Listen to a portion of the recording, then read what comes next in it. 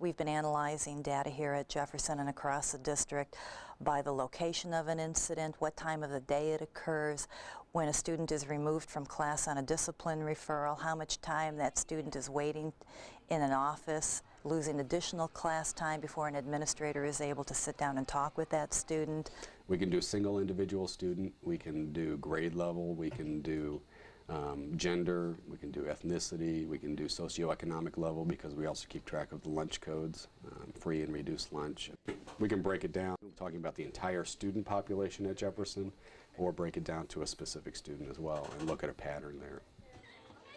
Jefferson Middle School uses a variety of data to improve curriculum and instruction, as well as school climate and policy. Are we being fair and equitable in our treatment of all children? The same types of decisions are being made in terms of behavior consequences. From my bank. Maybe. But you know, I think the challenge of getting the work done within the time period that I gave him, and being able to do that and say, Mrs. Lewis, I finished my work.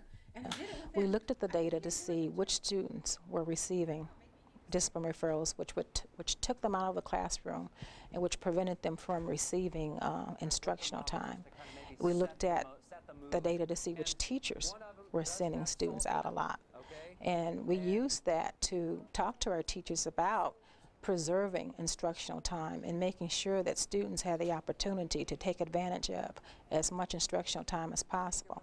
And then if teachers needed extra staff development or professional development, we used that data to see which teachers were having difficulty with certain students, and also looking at the data to see whether students were having difficulty with one teacher or with all teachers, and basically it helped us to determine what our needs were.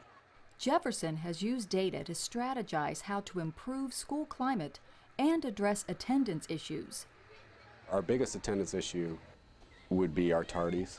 Last year, our system of discipline for tardies involved a lot of detentions, eventually working their way up to a Saturday school, that sort of thing. This year, we saw that wasn't working. We spent all year following up on detentions that weren't served and things like that. So this year, we threw out detentions completely. We're seeing a decline in them, and that's because we tell the kids they have 5. Once they reach that 5th one, they get a Saturday school. And we're seeing a little bit of a decline, so we're hoping that by looking at the data that way, that we've made a decision that is helpful. And our discipline referrals are down for August and September as compared to August and September last year. Our incidents are not as serious.